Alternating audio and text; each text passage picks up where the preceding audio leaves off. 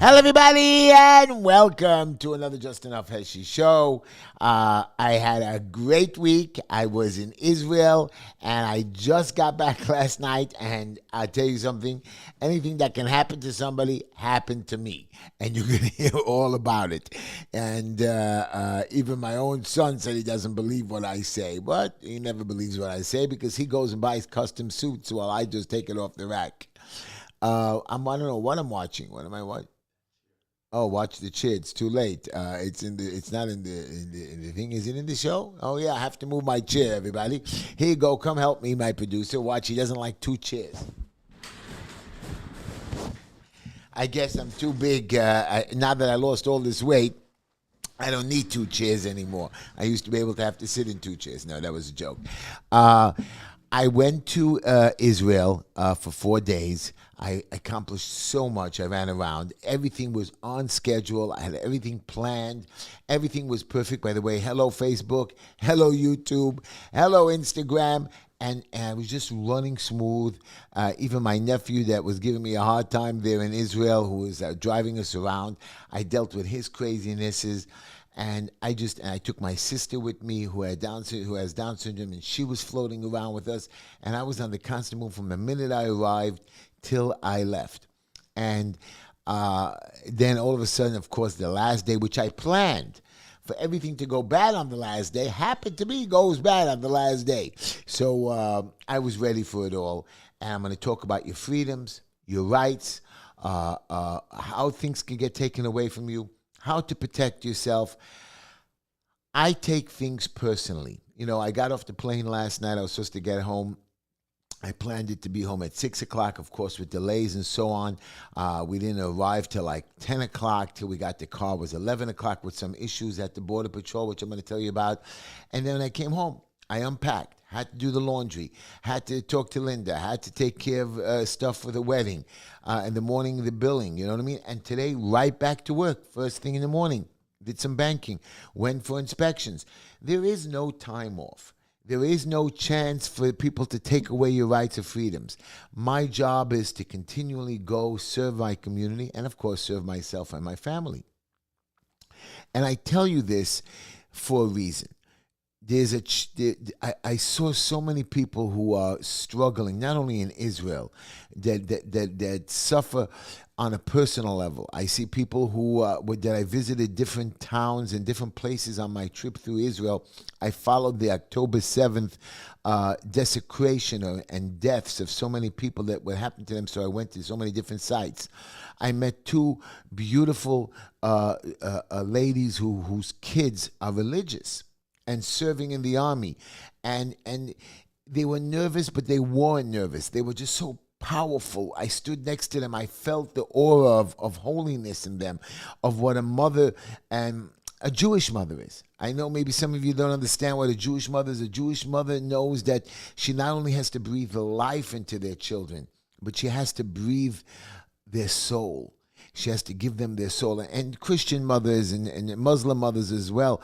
But the Jewish mothers, I feel their pain, their love for their child, that they have so much of their future planned, and they don't just have it planned from age of birth to 18 years old. When I talk to them, they have the children's plans from when they're born till the children's die, even though they're not going to be around.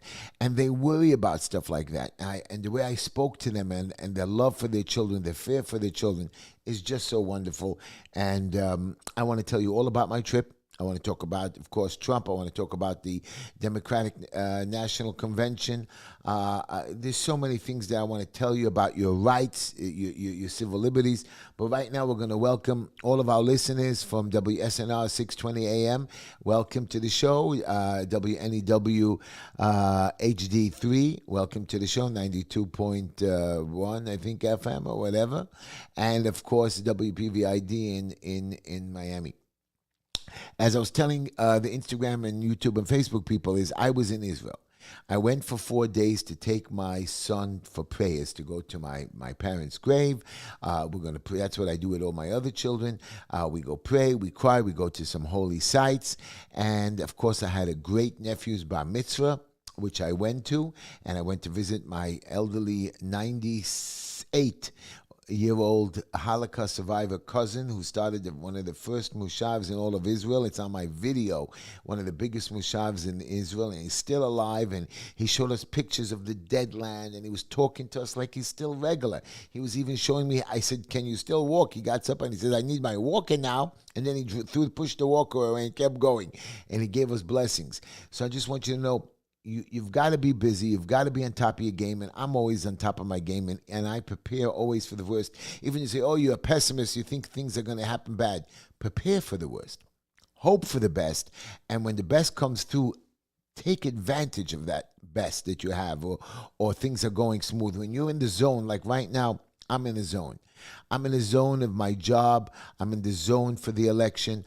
I'm not going to stop. If I stop, I know it'll put me back. We're going to talk about my trip a lot and so many other different things that have come up this week and that I want to teach you about. In the meantime, I want to give you a quote, a very serious quote. And I'd like you to enjoy this quote. It's simple, very easy. The most wasted of days is the one without laughter. What do you mean, Heshy? I'm sad. I lost somebody. You've got to laugh. You've got to laugh at yourself. You've got to smile. You've got to be happy. There are so many bad days, and I'm going to tell you about my bad day yesterday. You know, I got off the plane from Israel, and basically our flight just went on schedule. We ended up an hour early in Israel.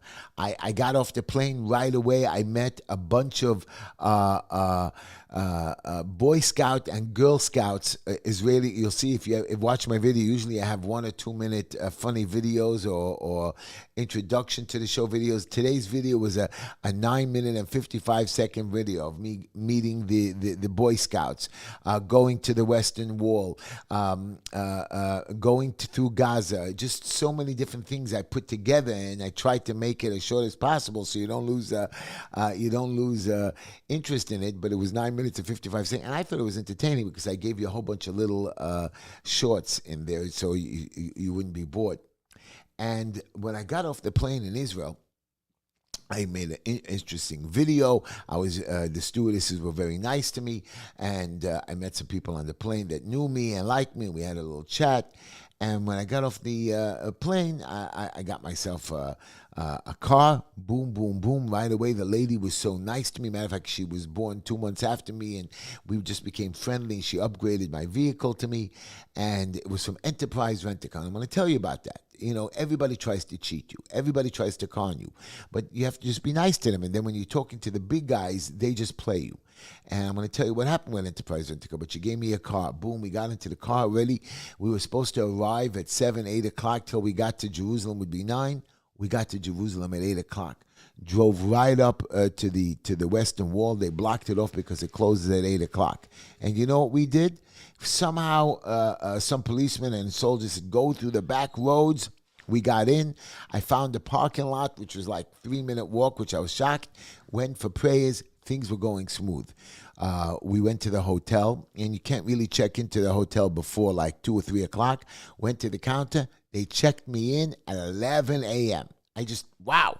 I couldn't believe it. And she says, go get breakfast. And there was no more breakfast really left. It just ended. But we were able to get some sandwiches. And then again, we went out to the town. And I'm telling you now, I stood in a place called Machne Yehuda. It's like Shuk. They call it the Shuk. It's like a place that has hundreds of stores, like a mall, but it's not really a mall. And I'm telling you now, maybe 1,000 people passed by me as I made my video. And some people knew me, some people grabbed me, some people asked me like videos. Now you're telling me there's a war. People were so happy. No destruction. Israel's protected. They feel safe. They feel friendly. People stopped and watched my videos. People are talking to me with no problems over there. You people are watching news reports and they're telling me that the news from America is terrible. I said, it's not true. We know we have crazy president and vice president and woke people, but our country's not in riots. We have a couple of Palestinian idiot protesters. They're not rioting and destroying because they'll get there. Sure, they damage some of our monuments and they break into stores, but it's a game. I told them whatever you see on TV is fake. And the same way I was in Israel, I wanted to see it. Nothing is going on. I was in Jerusalem. I was in Tel Aviv. I was in Ashdod. I was in the Dead Sea. I mean, I was moving around. I went all the way up to the Nova Festival by Gaza border. I went to so many different places. And I was not scared, and I showed it to you on my videos. It's not that I was not scared. Their country knows what they're doing, and they're protecting themselves. Even though I ran with the nuclear bomb and all that, there's no fear over there. No fear. And I did hear when I was on the border, I heard a couple of bombs going off. People were telling me because I was by the border. Not one person had any fear in them. Anyways, I had a beautiful Sabbath. I walked to the Wailing Wall, Western Wall, and a couple of about 50 young kids from a local school recognized me, and they asked me to come over, and we spoke right by the wall in the dark with the lights all around. It was just like it was amazing.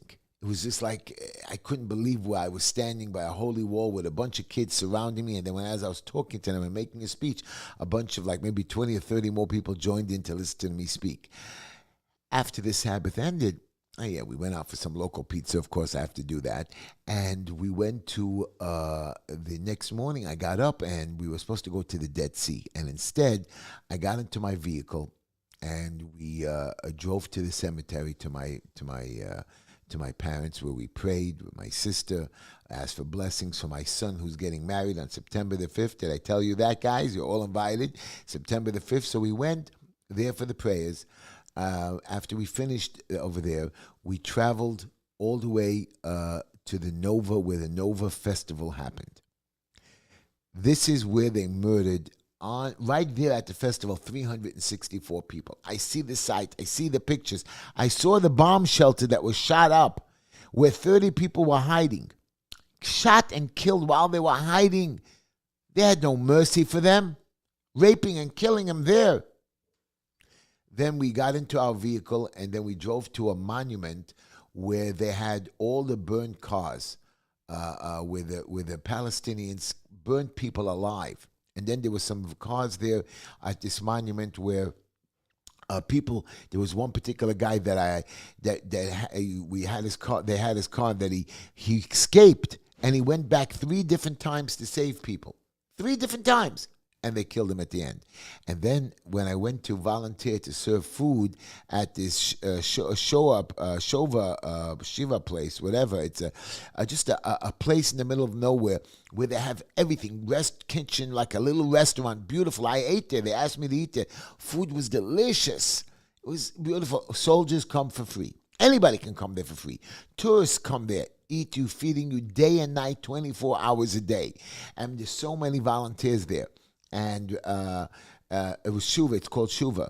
And they showed us where the wall of this building was. They knocked it down, the terrorists. And now they rebuilt it to be a place to feed and give clothing, underwear, socks, any supplies that a soldier needs for no money. Not a cheaper way. And I was so happy to put on an apron and try to serve for a little while and be over there.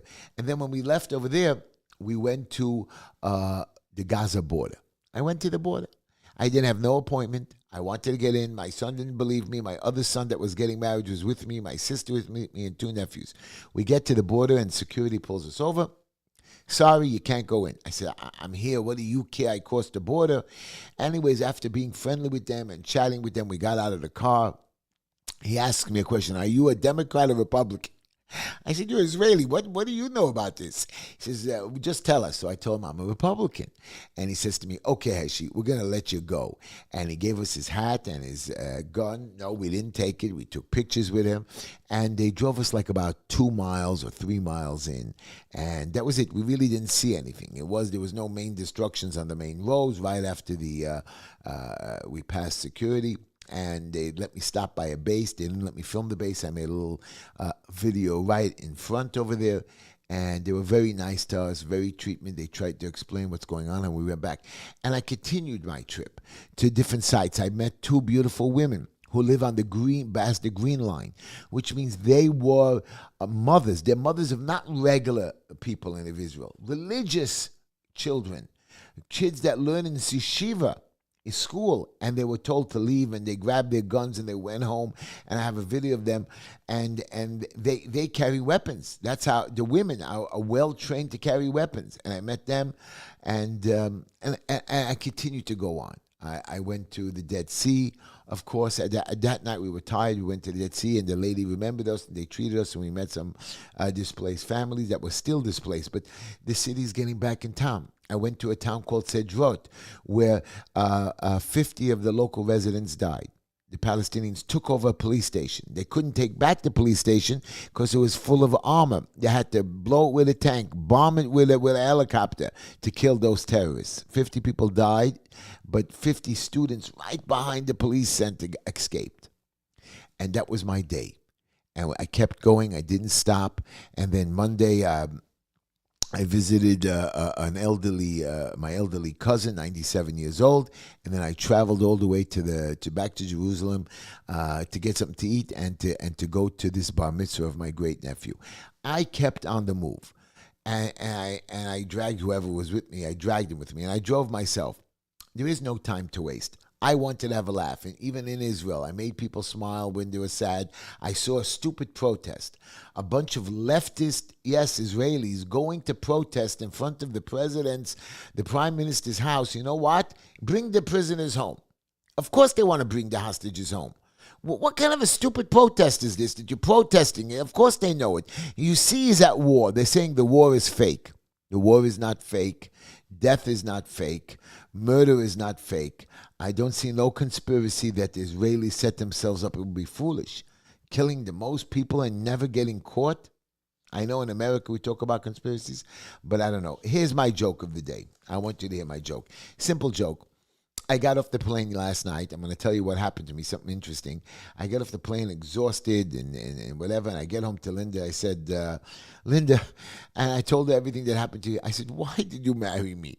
Why did you? She says, because you are very funny. I said, I thought you said because I was handsome. She said, you see, you're hilarious. You know, come on, make a funny sound there, producer. Make it laugh. He's not listening to me, Musabi. He's watching some other YouTube channel. Gosh. Anyways, can you make it laugh? He play our song. I don't know. I'm funny. Anyways, I want to give shout outs to my granddaughter Mira Nava and my other granddaughter Leila Tamar. I want to give a shout out to my other granddaughter Ahuva and my grandsons Yeshua and Benjamin Hill. And Ellie, hello, and Sergeant Peter, hello. And George, I don't know where you are, my campaign manager. They all told me to be safe while I was in Israel. I was sending you videos. And, of course, Heidi, his wife, who's a wonderful lady. And Nicole, wherever you are, I don't know where you are, but we miss you.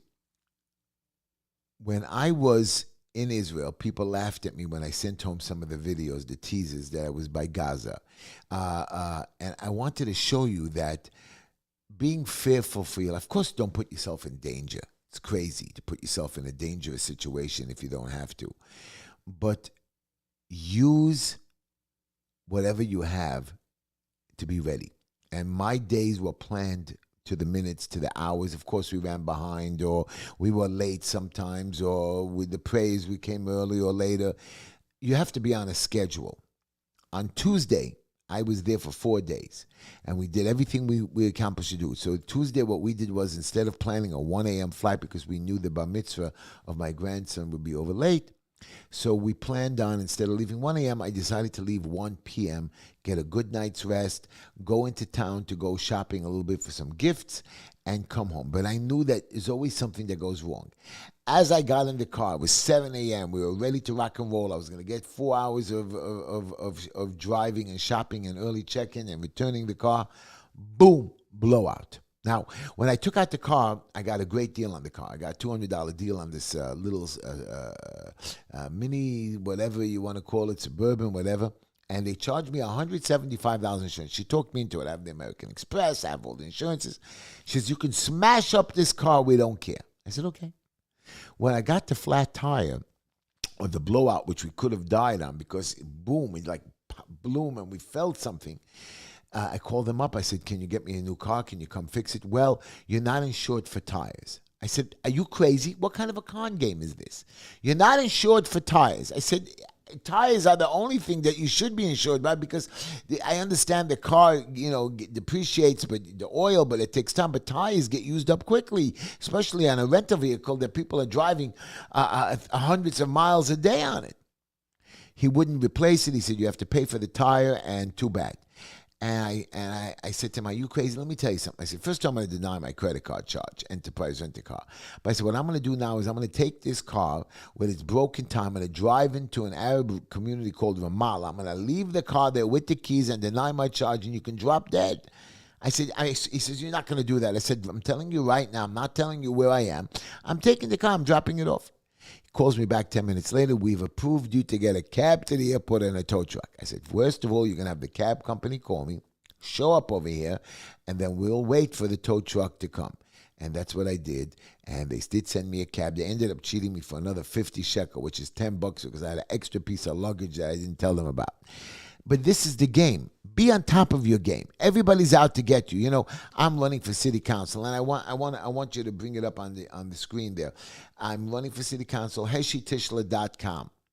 And everybody says, oh, Heshy, you're not really running. You want to be a politician. You want to be something simple. My campaign, heshytishler.com, we're still $18,000 or $17,500 short of the max goals. There's no competitor running against me.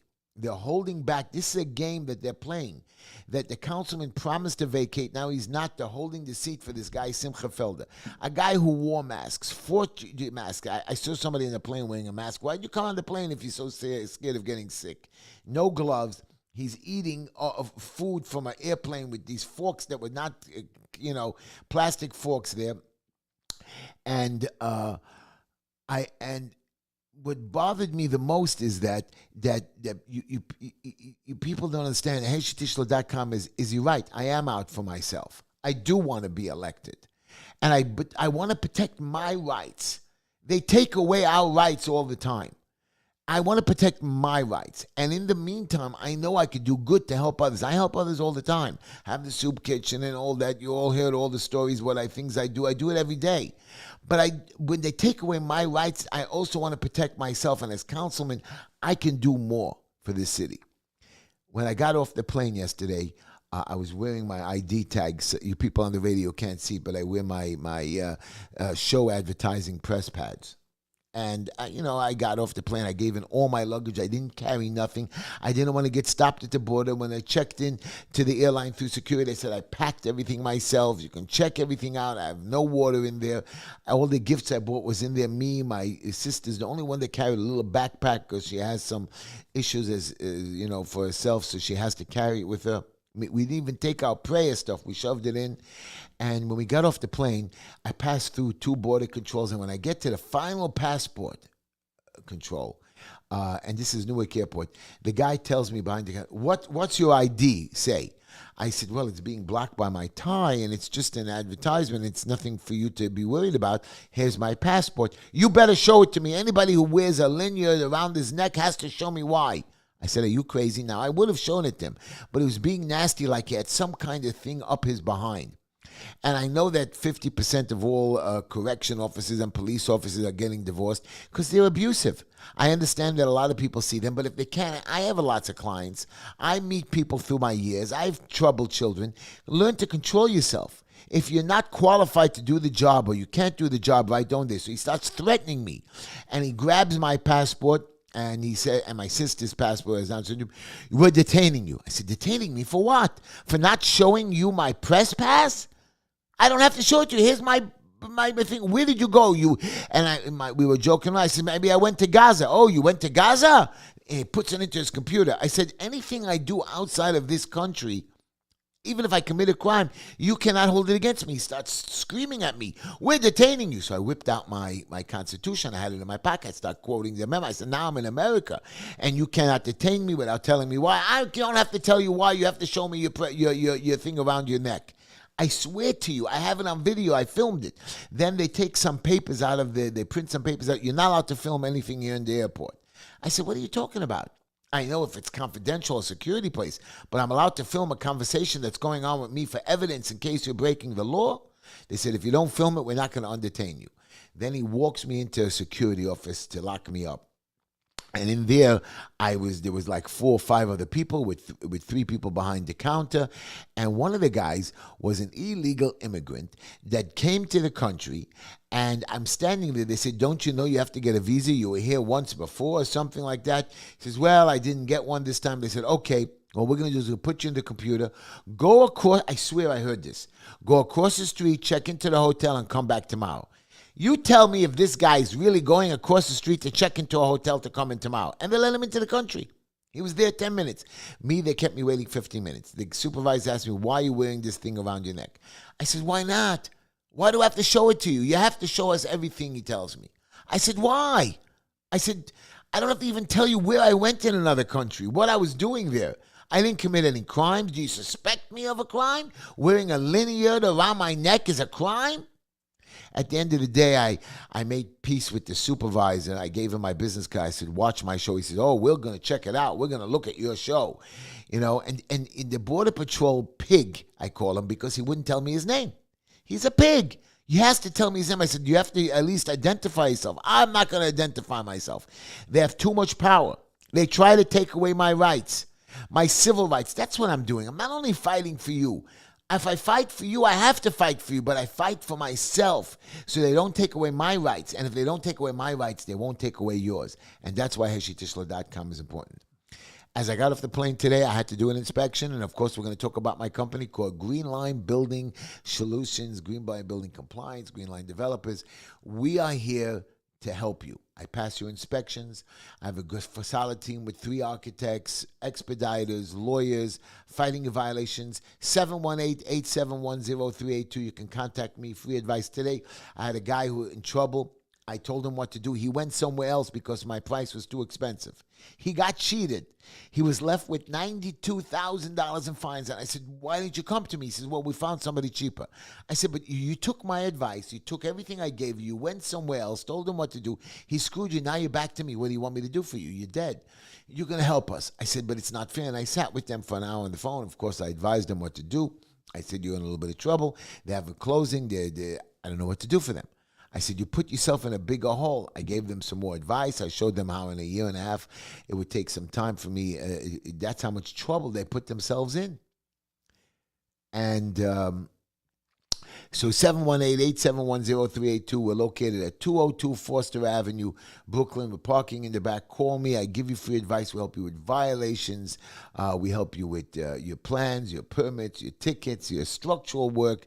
I get you out of trouble. And if you're not in trouble, even better, you want to build something, we have designers and so on and so forth. And our prices are very reasonable. 718-871-0382. I got off the plane, did an inspection, went back to work, didn't sleep at night because I was busy doing the laundry for my son, who's getting married again. I'm going to remind you on September the 5th, so the wedding is coming. Today, I finally got my sushi bar approved. I'm almost finished. All the details are not all done. Not everything is paid for. I don't even have my suit. I was going to take all my kids to buy a suit. All of a sudden, my son tells me, "I got a custom suit." The other one says, "I got another." I said, "How much money you guys are spending? I just wanted to get suits off the rack that we match." So these kids are buying whatever. I have no money left. I'm scared that I won't even afford the suit on the rack. Anyways, I want to tell you that was the story, what happened at Border Patrol. And at the end, they let me go, and I made a video saying I'm released. It was like 11 o'clock until we got home, and Linda was still waiting up for me because I promised I'd be home at 5 or 6 or 7 o'clock, and instead it was already 11:30. Don't let them take away your stuff. Mr. Obama, President Obama, he gets on the stage, and he says we should be better in 2016 than our competitors.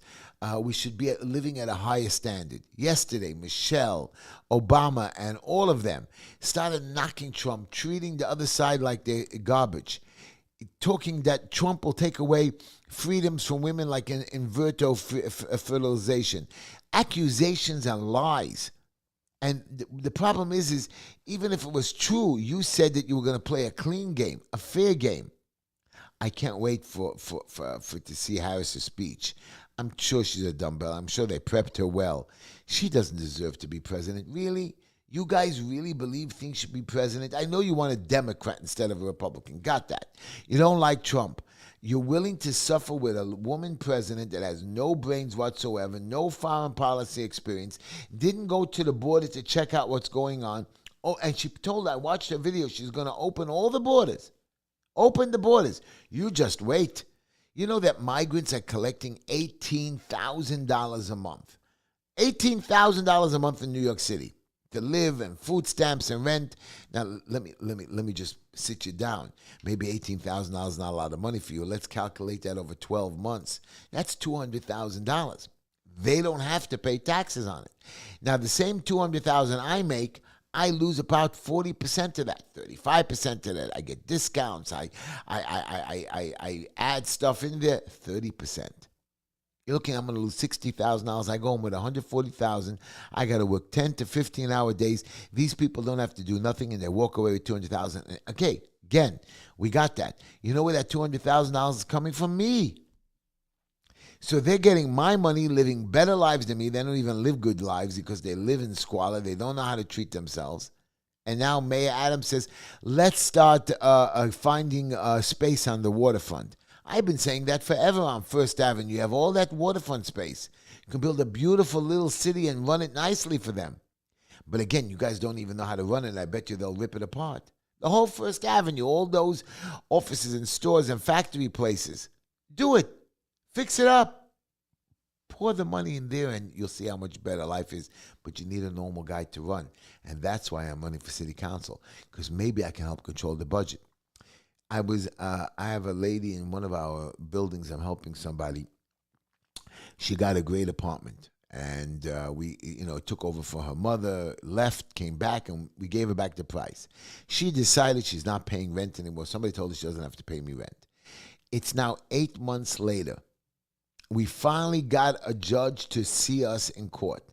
The lawyer shows up and says, Judge, I'm quitting. I'm getting promoted to judge myself. I can't be here. I can't be here for the trial. I said, what trial? It's a day trial, 2-day trial to pay. He gave them another 3 months till November postponement. So this lady hasn't paid since last November. Till this November will be 12 months she hasn't paid rent. Till when we go back to court, they was going to have to introduce this new lawyer, if she has one, okay, another 2 months. You're talking a year and a half before I actually get to see a judge that she doesn't have to pay rent. Even if I evict her, all that money she saves, let's just say she has to pay $700 a month rent, which it's more money, it's $1,600 apartments. She saves herself what? $200,000? No, I'm sorry, it's about $20,000, $30,000. You can go rent an apartment, put down security, a better place, and the judges let her get away with it. Something else I have to stop when I get to city council. And Long Island is knocking out congestion pricing. Hochul's going to keep it. Hochul, our governor says, now you can't wear a mask on the train. You can't wear a mask in certain areas. So you're still allowing masks to screw us, but only when you don't want the mask, you knock it away. And this is just double standards that your government lets you get, and there's nobody fighting it. Because everybody wants their jobs. Everybody wants to stay there for their pensions. That's what they're getting. Their pensions are pretty good when you're a politician. You're pretty good, especially if you're there for 30 years. I'm telling you, if you check out on Google or online or anything, Mr. Simcha Felder, the man has done nothing. I want to check out if there's any messages on YouTube. How are you? Yes, Black Beauty. I just want you to know I didn't go away. I never, when I was in Israel, a lot of people saw me with the American flag on my lapel, and they said, "Why don't you wear an Israeli flag?" I said, "I'm an American. Of course, I'm a Jew." And I keep repeating this to you. Everybody says, "When you go to America, why don't you wear one of those double stuff?" I'm an American. I want to run for politics. I represent Americans in this country. I represent everybody, whoever needs my help. But I'm an American. I asked them, give me when I was in the hotel, a couple of young kids asked me, can I get your pin? I actually had 2 extra pins. I gave it to them. They're like collecting. Of course I would wear an Israeli pin, but there's no reason for me to wear it. I don't wear the American flag as a joke. I really believe in American. I found something that makes me feel good when I walk around, that people should know that I represent American. I'm running for American politics, and I'm a red, white, and blue true American. Nothing to discuss. My blood runs red, white, and blue. And I'm proud to serve this country in any way that I can. Um, when I was at the Dead Sea, I bought myself mud. And I'm against drugs. And this lady, as I'm buying the mud and the salt for my wife and my my daughter-in-law and so on, she says, "Look, there's a special mud for your face." I said, "I know, the regular mud." She says, "No, this has CBD in it." I said, "That's drugs." She says, "No, you don't know what CBD is. It's going to clear your face up. You're going to look more handsome." She really pitched me well. And it was so cool that I ended up buying the mud. I bought the salt. I bought some scrubbers for your legs. Oh, somebody stepped on my foot in the middle of the night. Some kids were running up and down, and they had their shoes on. Boom, and I wasn't wearing my shoes like a fool because you're not supposed to wear your shoes on a plane because your legs blow up or whatever. And I was trying to be safe, but wow, coming home, my car tire blew out. The plane was delayed 5 hours. When I got home, I was almost arrested and detained by Border Patrol. So I plan on the worst, and I figure out a way around it.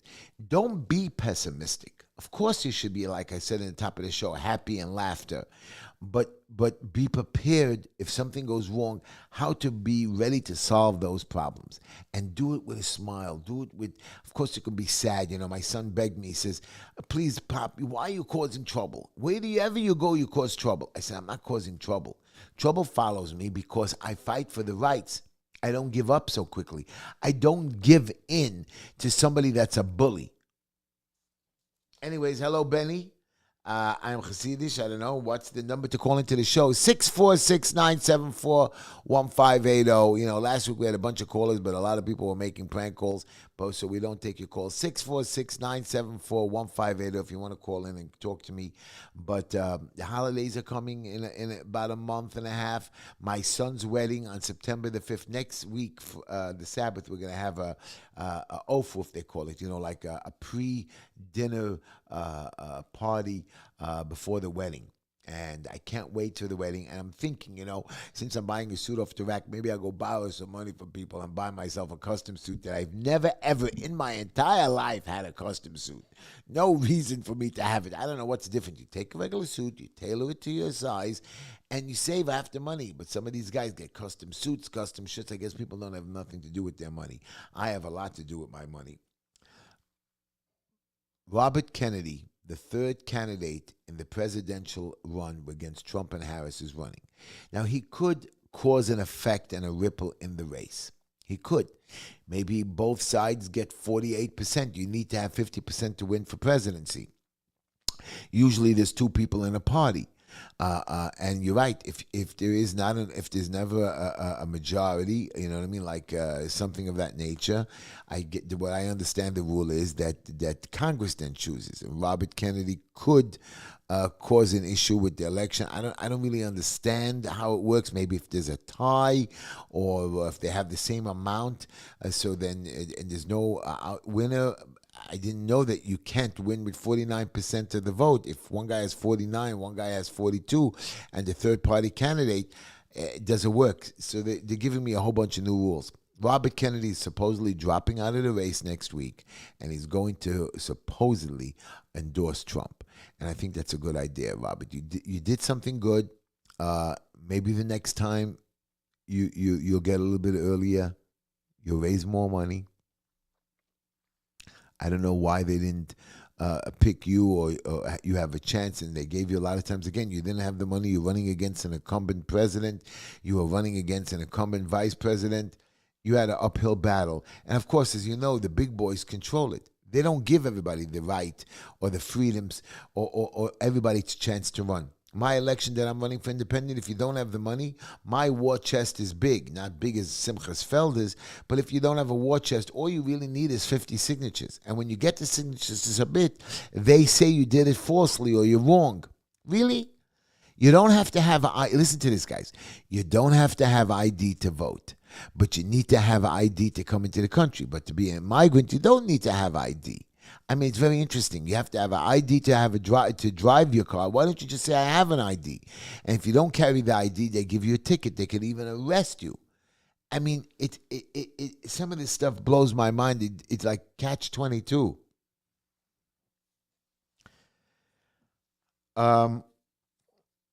I'm going to go after the nursing homes. And I mentioned this to you before. You know, a lot of people are telling me, Heshy, a lot of people died in America, and a lot of people did not die in Israel. I said, why? You have the booster shots? They did not help you. You know that's full of crap. But they have a better, healthier life. The climate is warm there. We had a bad climate. I don't still believe in COVID. I don't believe these people died. There has to be a better investigation. We have to find out why so many people died. You're all telling me COVID, COVID, COVID, COVID. It's not true. It is not true. It's not true. I don't care what you say. I'm nuts. I'm not nuts. Somebody says to me, Heshy, you're crazy. I said, okay, I'm crazy. The point is I saw the people struggling. I saw that if you take somebody out of the hospital, which I did, and take care of them and baby them, they'll get better. I'm 2 for 2 during COVID. I don't understand. The hospitals failed and I'm smarter than them. Oh, they were massing produced. They didn't give you medicine. They listened to an idiot Cuomo who had no idea about healthcare. You're listening to a Fauci loser pig who had no science behind anything that he said. Zero. You're wearing dirty masks. I told it to Linda, you can't wear a mask a second day. They get dirty. What, in a hospital room, you think the doctor puts on his mask and gown and he doesn't throw it away? They throw away the masks and the gloves. They can reuse them. You know what I mean? It's a hospital. They can sanitize them, whatever. They throw it away. Even the needles you throw away, you can't reuse them. You can't clean them. And the gowns, they actually wash and scrub. And they have to scrub their hands. I understand. You go, you can't just wash it nicely and go. You got to scrub your hands. Fauci had no science, no idea what he's doing. President Trump made a mistake by letting that little midget idiot stay on in office. It was terrible. I need Trump to win. But again, it doesn't affect New York City at all. Doesn't really affect us. I saw the embassy that he built. Very cool. I don't know what you said, Black Beauty. Don't confuse popular and electoral votes. I'm not confusing popular and electoral votes. It's pretty much the same. If somebody wins by 3 million votes, it's the electoral votes that count in this country because, you can't just, I think it's a brilliant system. A brilliant system, a brilliant idea on where the Constitution was built in the beginning, but we're not following the Constitution. The main rule of your Constitution, I want you to get the gist of what I've been pitching to you. It's not that they come into your house without permission, or they can tell you this guy by the Border Patrol with his fake badge, show me your press, not my ID. He didn't even ask for my ID. What's your press pass say and what does it represent? Who are you? I said, I'm not telling you. And people online could say, just tell him. My son says, oh, don't tell him we went to Gaza. Just say we didn't go. I said, but the guy is just an idiot. He has no right to hurt. It says the pursuit of happiness.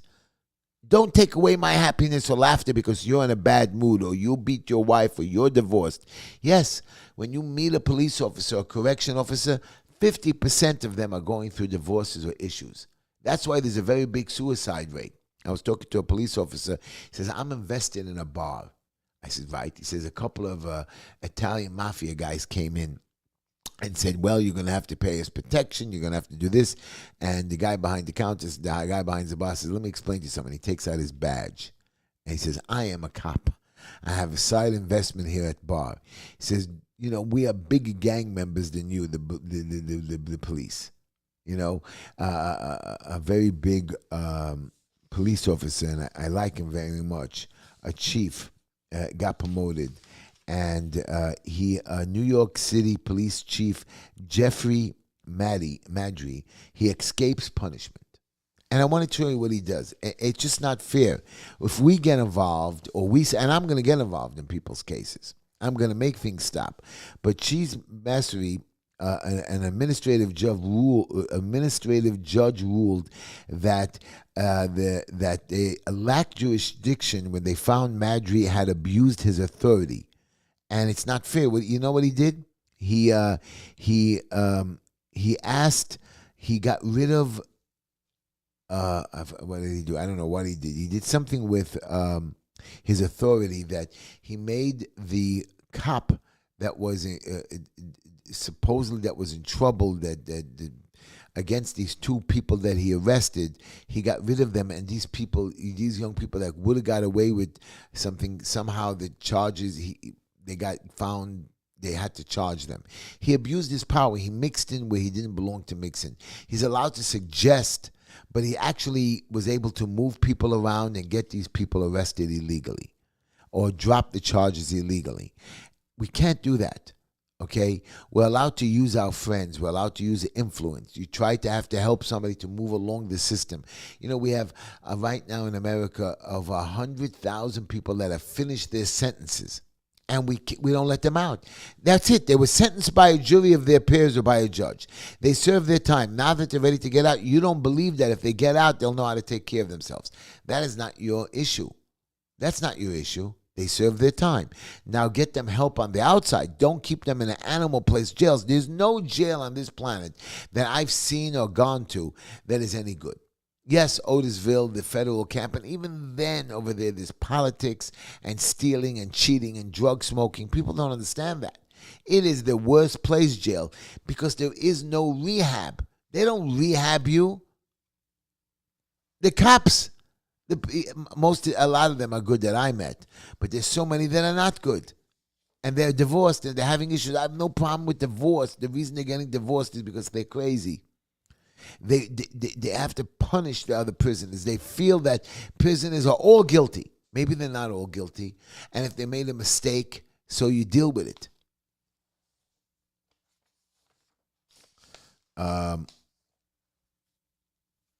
When I get elected, and I keep repeating this to you, I want to get in charge of the DOB, the DOF, DOT, and the DOS, which is Department of Sanitation, ECB that gives out fines.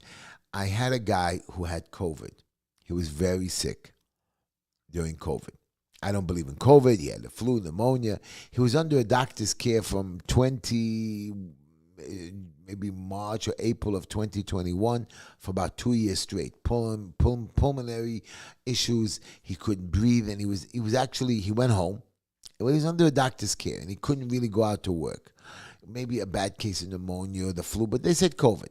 And he got a letter, and during that meantime, his store got a violation.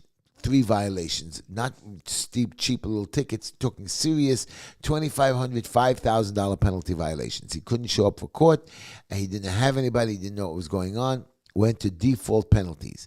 These $2,500, and $5,000 penalty, that's $10,000 went into default. When you go into default on a penalty, 4 times the amount. So now he owed $50,000, and it collects 9% interest. For what? So we got him a letter. We went to the doctor. We submitted it. They said denied because you requested once before after you got sick and you didn't show up during COVID. So we gave you a new date. We said, but we couldn't come on your new date. He was sick. Here's a letter. Here's proof. Too bad. Denied. Automatic loss. Pay the fine with the interest. Of course, I'm going to have to do an Article 78, go to the Supreme Court, get it reopened. So it's going to cost the guy another $5,000 or $10,000. You're right, he's not going to lose $90,000. But again, it's just an abuse of power. No rules. And the law says that they're allowed to reopen their case and vacate motion. But this Department of Buildings, HPD, they just issue violations. There's no recourse, nothing against them.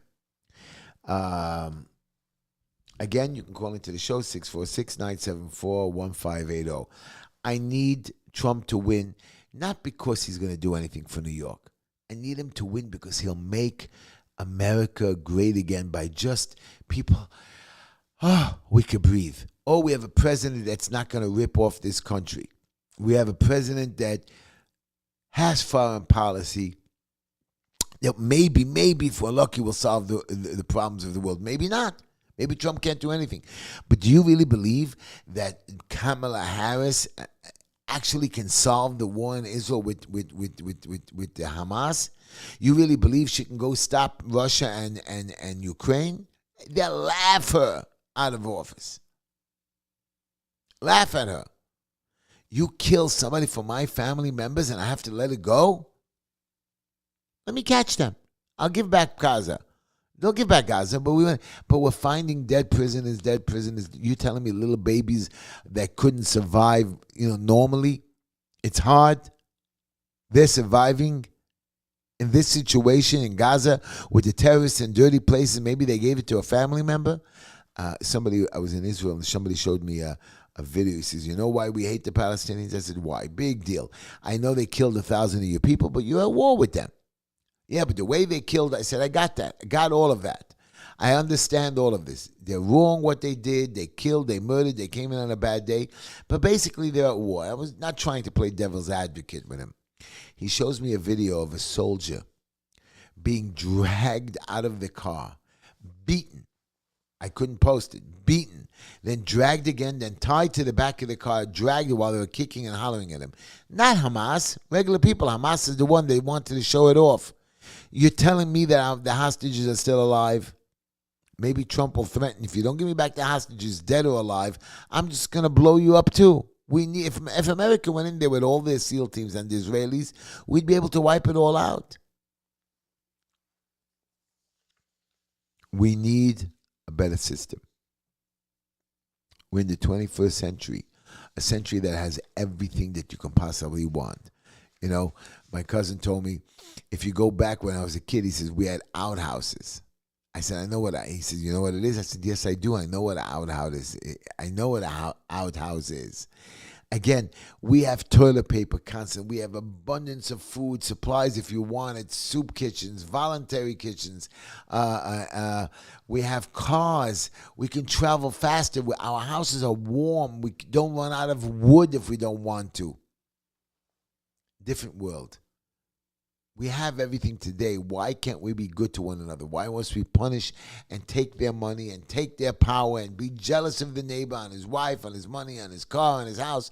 That's it. You got what you got. Laughter. Every day you got to have a little bit of a laugh inside you or it's funny, whatever you have to do. You got to wake up. I laugh. I laugh at myself every day. And I'm very serious every single day.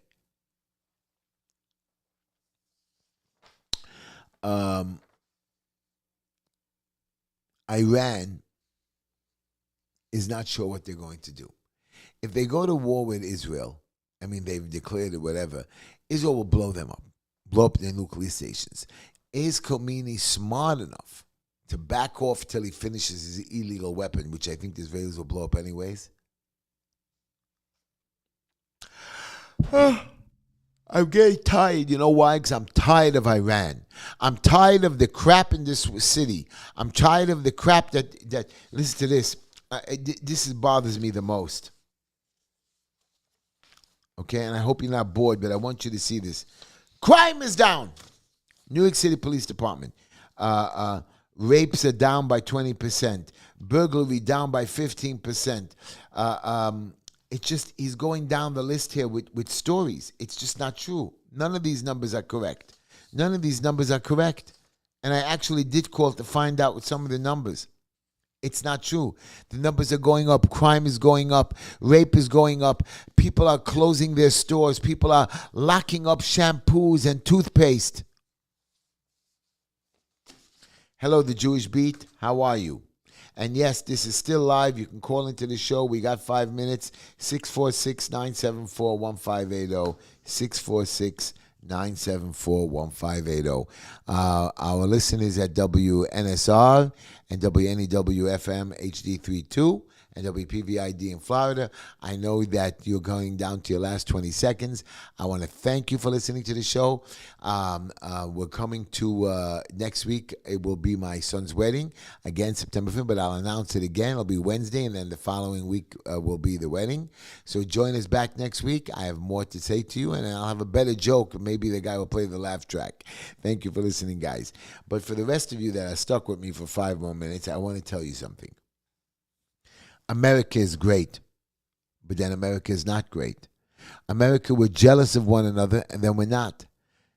I put on to the beginning of the show, Mike Bloomberg is with this guy from the railroad, has decided to give hundreds. One guy is giving $50 million and then another $50 million, and Bloomberg gave $10 million, $10 million. You're talking in a span of 2 weeks, these PACs, they didn't give it to the president because the presidents or the people running for presidency, and they're scared to give it Kamala because there might be a legal issue. They give it to a PAC. A PAC is somebody that represents that party or that candidate, but they can't touch the money or be part of it. It's like independent people doing it. Explain it to me. Explain it to me. That these guys are putting up hundreds of millions of dollars, what I calculated between all the donations, about $250 million that they just gave now. They're going to be giving to the end with Elon Musk, and so many other people, so many other rich billionaires. Give us the money. Give it to the people. Lower our taxes. Pay off the debt. Giving it for a presidential campaign that nobody's going to do anything about? Waste of money, waste of our time, waste of a country. And you're showing the rest of us how little we are. I guess that's the point. You want to show us how little we are. 646-974-1580. You still got about 2.5 minutes to talk to me and see what it is. We have in a section of the Bronx, Mott Haven, and I forgot to shut off my phone. Will you believe it? Mott Haven and some other areas, they have gangs that control the town that the cops don't go to. No plan, but Mr. Adams and all these other people running for mayor have plans how to control crime in a neighborhood that's not crime-ridden. Give us tickets, give us violations, take away our rights, don't let us through the border. Migrants are coming in without passports, but if I walk in with a passport and I don't show you all my IDs, they detain me. What a country. Has to stop. Has to stop now. And nobody's fighting for our rights. And you guys say, well, Heshy, it's a stupid thing. Go show them the ID. Well, Heshy, big deal when an inspector comes to your house or they take away your rights or they give you another illegal ticket. I'll tell you what illegal ticket is. I got 64 of them. 64. If they find you, you can get one. And if you do anything wrong, they could arrest you. Or if you scream at them, you know how many times I see people are, I went to somebody's house before I left, my campaign manager, and there was a private street. That means the street does not theoretically exist, but it's a private street for those residents. And in the back of the street, the last parking spot, it says no standing anytime, no parking. The residents got the city to put it there because when they make the turn from a big street to this little street, you got to have that corner spot open. Ticket agent came by. All of you can't be here. You can't park here. And he started giving tickets, and they're arguing with him. By arguing with him, you make him nervous. He makes you nervous. He calls his supervisor, the boss, who calls the police, and you're arrested. Or if he says you touched him or you bumped into him while you're screaming at him. And you know when you scream at somebody who's standing next to him, you're screaming real loud or you spit or whatever. It's just unacceptable. Unacceptable. Anyways, while I was in Israel, a guy comes over to me and says, Heshy, I have a problem with my building, my violations. I didn't know about it. Can you help me? I said, I'm on vacation here and I'm in Israel. I'm on vacation. And not only am I on vacation, I said, I'm here doing other stuff. And he says, Heshy, and he starts to cry at the table. Of course I was going to help him. Of course I called my secretary. Of course I took him out of default. And that's what I do. I don't take time off. I serve my community. I want to serve my community. I want to protect my rights. Very important that I protect my rights and my rights of my children. But while I'm there, I want to tell you, I want to protect your rights. Sub 2. Somebody's telling me to say something about Sub 2. I don't know what Sub 2 is, but Sub 2, I'm mentioning it to you. And by the way, I don't know who is this person trying to call me, but I'm never picking him up because he called in the middle of the show and I forgot to shut off my phone. I'm so sorry, ladies and gentlemen. I'm so sorry. I apologize. Anyways, thank you for listening to the show. It's coming to an end. God bless you. I hope they play the music. Thank you. Come on back next week, and I got a lot more to tell you about it. Thank you. Play that music.